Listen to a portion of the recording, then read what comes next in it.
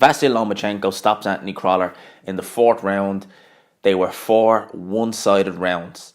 Now, let's talk about this fight. Going into this fight, I always look forward to seeing Vasyl Lomachenko fight, but this fight didn't really, it didn't really pull at my heartstrings, so to speak, purely because I kind of had a feeling this would be mission impossible from the outset. No disrespect to Anthony Crolla, he's a good fighter. He's won a world title. He's come back from losses. He's achieved an awful lot in his career, and he's a warrior, definitely a good fighter.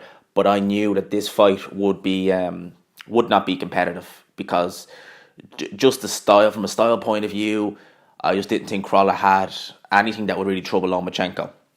And going into the first round, it seemed like Crolla was looking to counterpunch in this fight and to just tuck up. And against someone like a Lomachenko, that's not, you do not want to do that. You don't want to let Lomachenko get into a rhythm, because by waiting for him, trying to counterpunch him, and not really giving him movement, just tucking up, you're not really gonna be able to you impose yourself on him. And Crolla, he's not the kind of fighter who would impose himself on fighters normally, and that's really what you need to be able to have successes against Lomachenko, like your Salidos. Impose yourself, smother him, and don't let him get into a rhythm. But Crolla let him get into a rhythm. And in the first round, the writing was pretty much on the wall. We went into the second round, and again, it was much of the same. It was Lomachenko using his fantastic in and out movement, his footwork, his judge of distance. It's amazing. It's just superb to watch. And that in the second round, Crolla landed a body shot on Lomachenko. And Lomachenko wasn't hurt or fazed by it, but I think that was the only real shot of any which decency that was landed by Crolla in the whole fight, was a body shot in the second round. And again, had no effect on Lomachenko. Excuse me, had no effect on Lomachenko. And, onward we went into the third round. And that was when Lomachenko really started to press on the gas and really go in there and start looking to try and make a statement. Excuse me. Yeah. So Lomachenko was really trying to look and make a statement in the third round. And basically, he got Crolla up against the ropes and then threw about 10 to 15 punches, which went unanswered from Crolla. And referee Jack Reese jumped in and gave Crolla a count because he ruled that the ropes kept Anthony Crolla from going down. Now, I watched this fight on ESPN, so I had the American commentary team, the top-ranked commentary team, and they agreed that it was the correct decision. I watched it again with the Sky commentary, and the Sky commentary couldn't work out why the referee gave him a standing 8 count, or a count because of the ropes. And looking at it on the replays, you could see that Crolla was leaning in against the ropes. You could see that if the ropes weren't there, he would have went down. So I thought that he was more than in his right, Jack Reese, to give Anthony Crolla a count.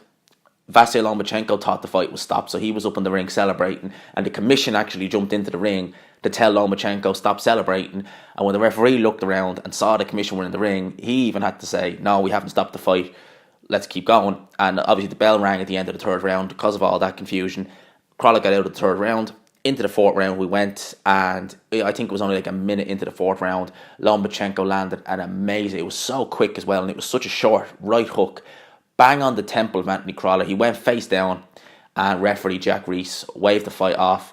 Crolla was badly dazed. It didn't look like that hard of a shot, to be fair, until they showed it in the slow motion replay, and you could see Lomachenko really did get good extension in that shot, and they played an audio of the shot landing, and all you could hear was just a huge bang, and you could tell that shot had, even though it didn't look like a big shot, and Lomachenko not known for being a devastating puncher, that shot had power in it. And Crolla was all over the place after it, and Crolla showed heart because Jack Reese, the referee, had a kind of camera attached to his tie so you could hear what he was saying, and Crolla, who was face down on the floor, was saying to Jack Reese that he was okay and that he could have got up, but credit to Crolla, he was a warrior, he fought his heart out. But Lomachenko, he is a special talent.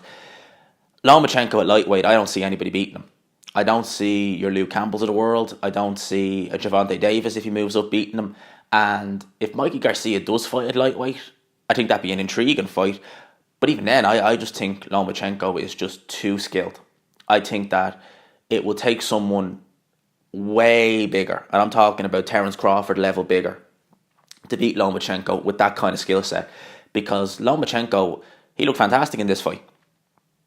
So I think that Lomachenko at lightweight, I can't see anybody beating him at this weight. If he was ever to move up to light welter, Maybe you'd see a few struggles there because the guys are that bit bigger, and Lomachenko's not really a natural lightweight. He's more of a super feather.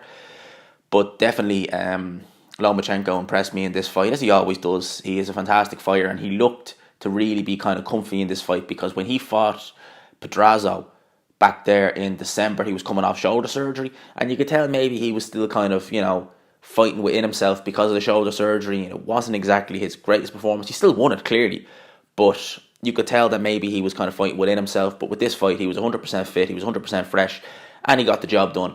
The Sky team were very critical of the referee, Jack Reese, for counting a couple of times before waving the fight off when Crolla went down in the fourth round, because I went back and watched the two, and you can really see the difference in commentary between the Americans and the UK, because in America the commentary was just way better on ESPN. You had like the guys like Tim Bradley, I think Andre Ward was on commentary, and they just knew what they were talking about throughout, whereas Sky, it was just kind of, you could tell some of it wasn't. They were looking at it from how it would be in Britain as opposed to America. They couldn't understand why Jack Reese counted before waving the fight off. Well, I think Jack Reese is known for that. I mean, he was the referee in the Fury Wilder fight, and he correctly counted in the 12th round when Fury went down, whereas most referees would have waved it off.